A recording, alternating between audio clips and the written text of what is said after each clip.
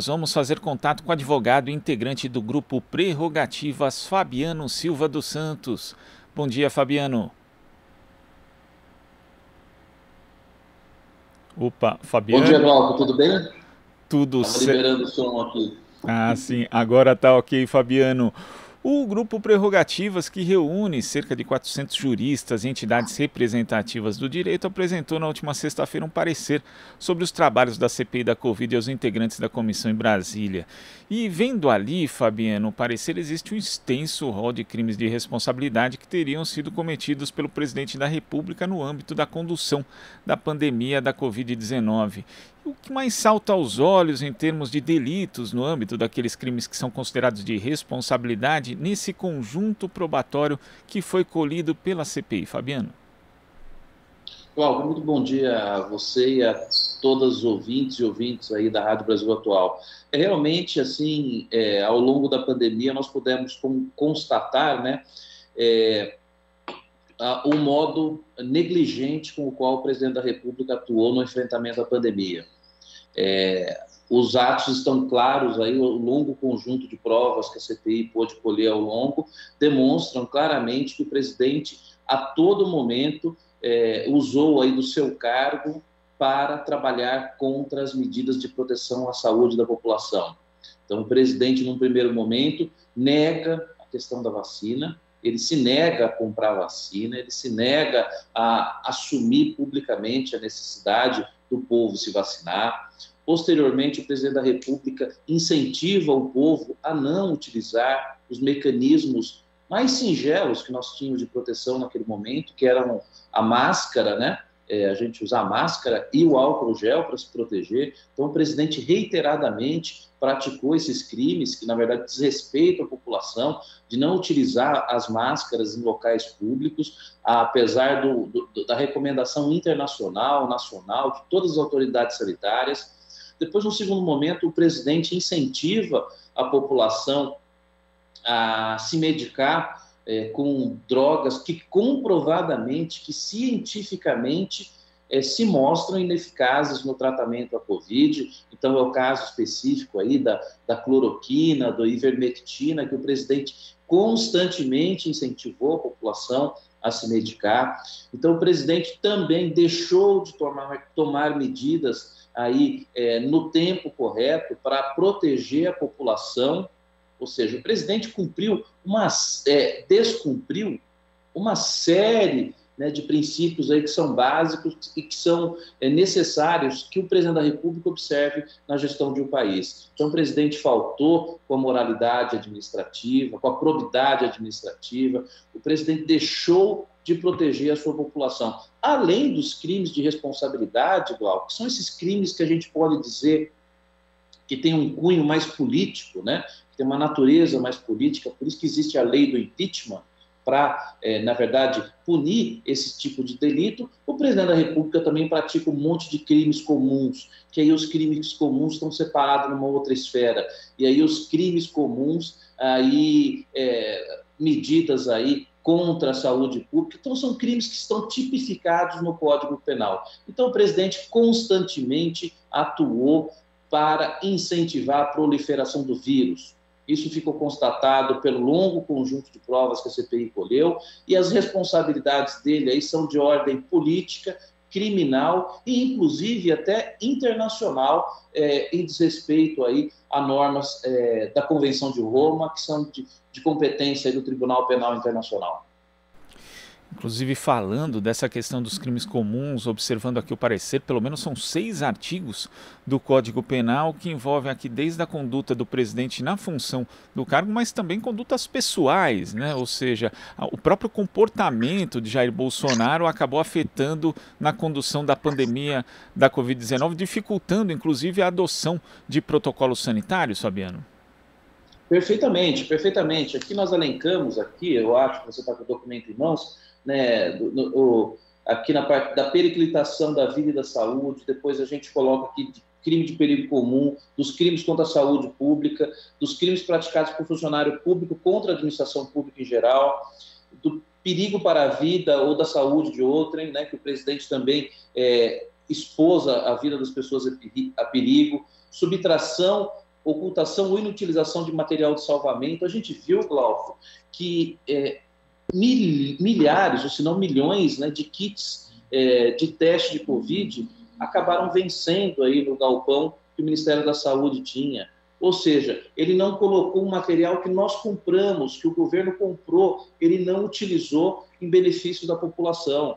A gente viu também o caso das vacinas, em que o presidente reiteradamente se negou, ali até no caso da vacina aqui produzida pelo Butantan, o presidente se negava a aceitar, né, a validade técnica da vacina, que o presidente não comprou a vacina da Pfizer no tempo adequado. A vacina da Pfizer, a Pfizer ofereceu logo no início desse processo todo da pandemia, a Pfizer ofereceu para o Brasil, aí queria que o Brasil fosse um piloto da Pfizer, que o Brasil inteiro fosse imunizado com a vacina da Pfizer, e o presidente não compra a vacina, vai comprar depois de vários meses ali, e com ainda outras negociações bem nebulosas, que a CPI acabou por expor aí ao país inteiro. E às vezes as pessoas prestam mais atenção na questão da corrupção por conta da cultura, inclusive incentivada por parte da mídia tradicional que se formou aqui no Brasil, mas nesse caso da condução da pandemia não precisaria nem haver negociações suspeitas. Tudo o que aconteceu antes ali, e mesmo antes de existirem os imunizantes, indica uma responsabilidade muito grande e irresponsabilidade também do presidente da República e do governo nesse caos sanitário que a gente chegou até aqui. Glauco, exatamente. Eu acho que essa questão da corrupção está muito, né, na nossa origem, e o povo sempre destaca muito isso, o povo sempre tem uma sensibilidade muito, corretamente até, né, pela corrupção. Mas nesse caso eu acho que há de tudo. Também há corrupção, mas há o que é mais grave ainda no caso, é deixar de fazer. A omissão, ou ainda você atuar deliberadamente contra práticas que são essenciais para a saúde pública. Eu acho que esse é o grande problema nessa gestão da crise da saúde. Na verdade, o ministro da Saúde que nós tivemos no Brasil foi o ministro Ricardo Lewandowski, que foi a pessoa, né, na pessoa do Supremo Tribunal Federal, que conseguiu conduzir essa crise e que evitou um dano muito maior, porque o presidente da República queria prejudicar as medidas de proteção sanitária que os governos, né, seja os governos estaduais quanto os municipais, haviam tomado. Então, assim, o governo atuou constantemente contra a proteção da saúde da população. Eu acho que isso é o mais importante nisso tudo. Mas também nós não podemos fechar os olhos, e acho que é importante destacar, sim, que a corrupção ela ficou escancarada. As negociatas ficaram escancaradas na compra das vacinas. A gente viu lá um cabo da PM, e com todo respeito à corporação, mas um cabo da PM do interior de Minas vai vender vacina, 200 milhões de doses de vacina. Se o mundo está faltando vacina, isso é uma coisa até... vai colocar isso com o inglês, que isso aconteceu aqui no Brasil. Então, eu acho que assim, as negociações também ficaram comprovadas, corrupção assim, em diversas áreas.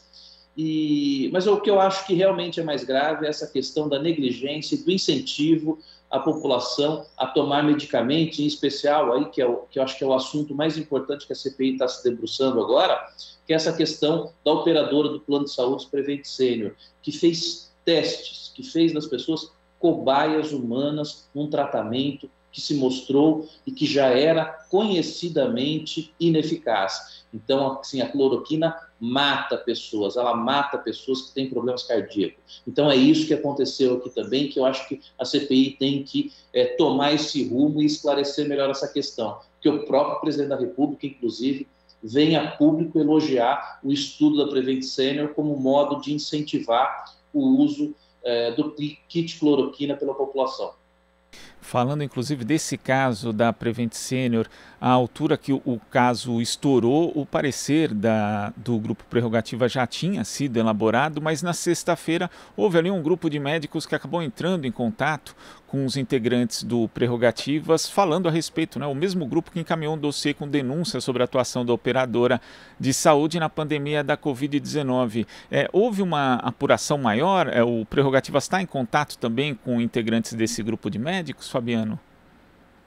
Sim, Glauco, o que acontece é o seguinte, a gente sabe muito bem o país que a gente vive hoje e as ameaças que as pessoas estão aí, né, sujeitas por discordar ou por falar a verdade aqui no país, em especial por essa postura totalitária do governo atual.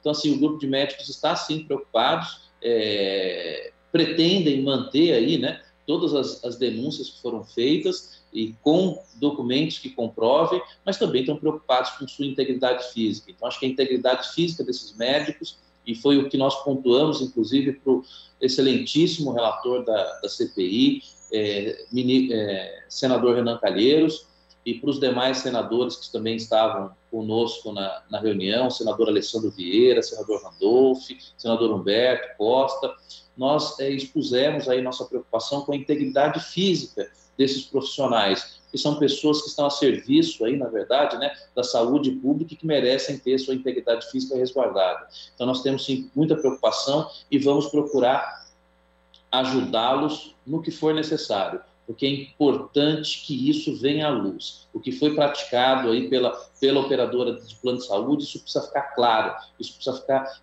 transparente para toda a sociedade, sob pena aí da gente ter, né, o peso e a suspeita de que as pessoas podem ter sido utilizadas como, né, cobaias humanas aí no tratamento que certamente já se sabia que era ineficaz e que traria sérios riscos para as pessoas. Então, pessoas com arritmia não podem tomar cloroquina.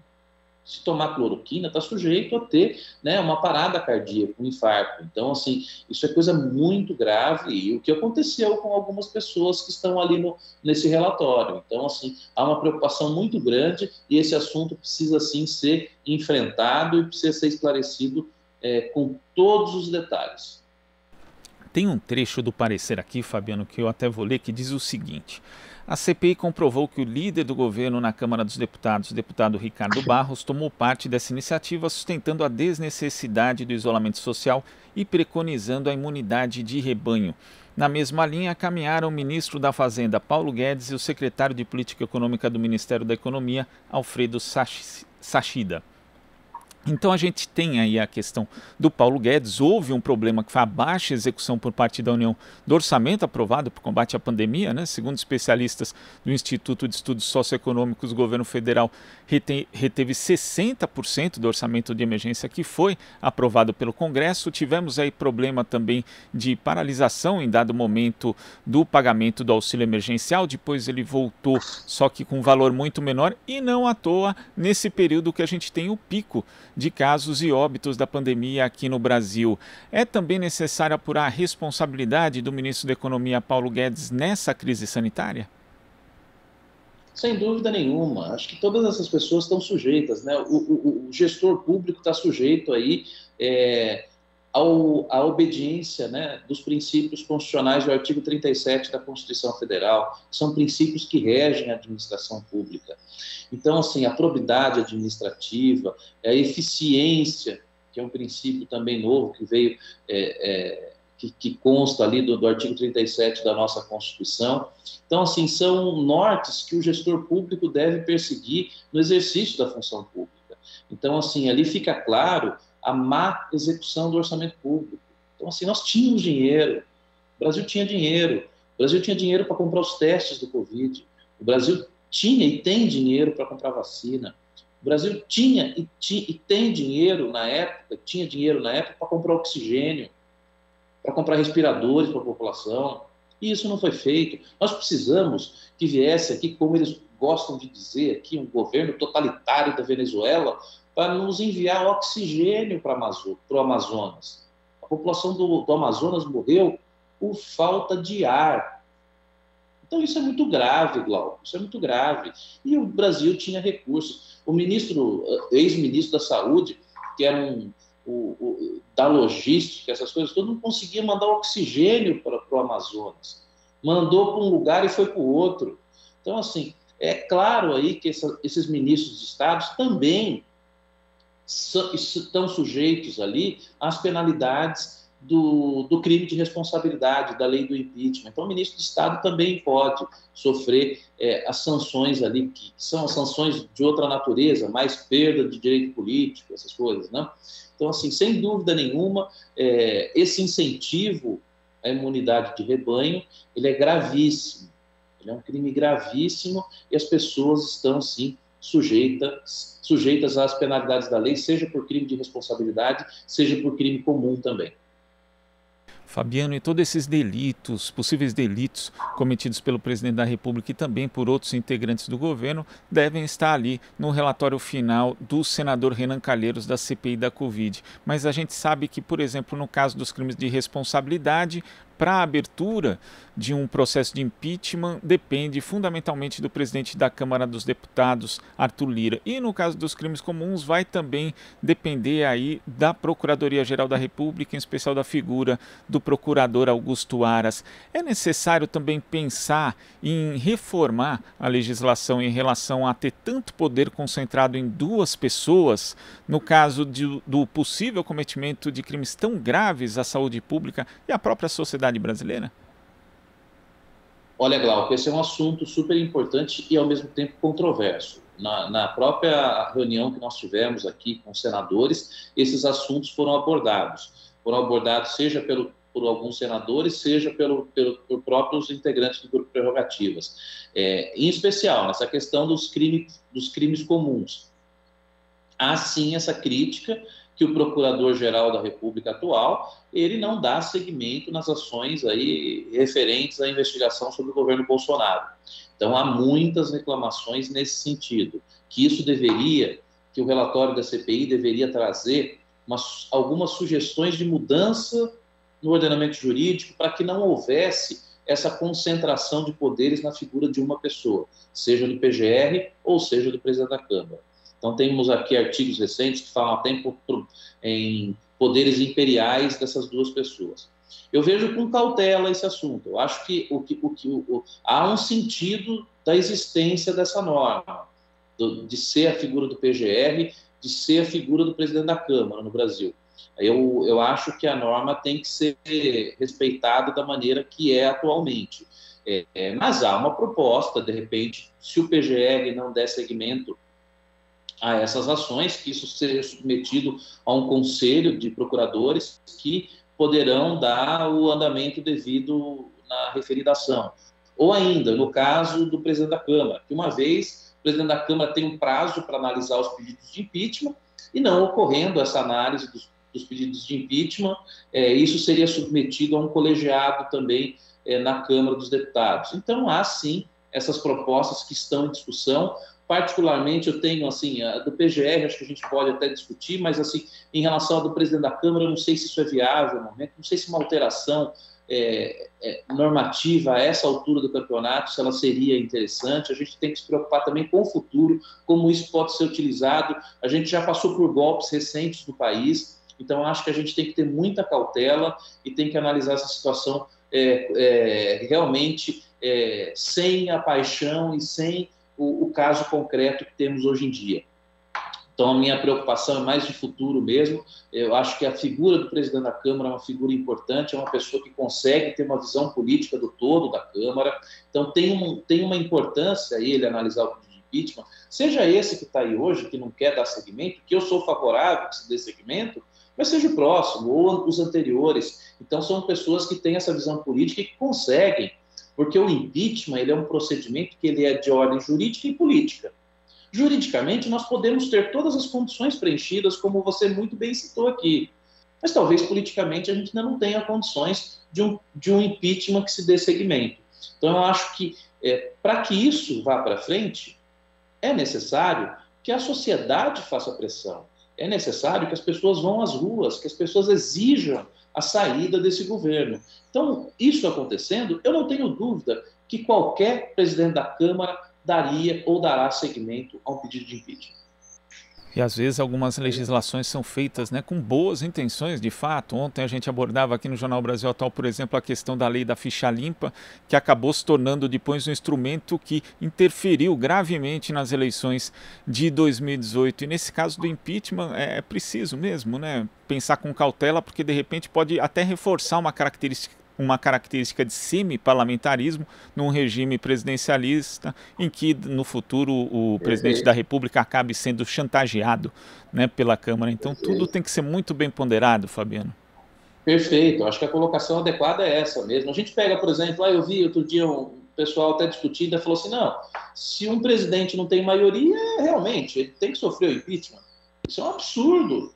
Não pode. E no Brasil, ainda na configuração que nós temos do nosso sistema, e você muito bem conhece, dificilmente um presidente tem maioria no Congresso. Ele pode ter composições que o levem à maioria, mas isso são acordos políticos que são construídos, né, nesse presidencialismo de coalizão que nós falamos. Nos Estados Unidos, por exemplo, o Trump não tinha maioria na Câmara. Ele perdia por um voto, eu acho, na Câmara dos Deputados, e ganhava por um no Senado. E lá ele governou dessa forma, como o Obama também já tinha governado dessa forma anteriormente. Então aqui nós não podemos achar assim, tem maioria ou não tem maioria, impeachment. Impeachment não pode ser naturalizado no nosso país, né? Essa discussão tem que ser feita de maneira muito séria, porque se mudar essa questão, quer dizer que um terço dos deputados, outro dia eu vi uma proposta legislativa que um terço dos deputados poderia submeter um pedido de impeachment. Se for dessa maneira, Glauco, o Brasil vai se tornar um país ingovernável, porque a todo momento sempre vai ter um terço que quer o impeachment de um presidente da República. Então nós precisamos de estabilidade e segurança jurídica. E isso nós não podemos propor mudanças casuísticas, eu diria, o caso concreto. Nós precisamos pensar de modo ordenado na preservação da nossa democracia e da nossa estabilidade das instituições democráticas. Fabiano, eu queria agradecer demais a sua participação aqui no Jornal Brasil Atual e até a próxima. Obrigado, Glauco. Sempre um prazer estar com vocês, viu? Um abraço. Prazer é nosso, abraço. Conversamos aqui com o advogado, integrante do Grupo Prerrogativas, Fabiano Silva dos Santos. Aqui você ouve as notícias que os outros não dão. Jornal Brasil Atual.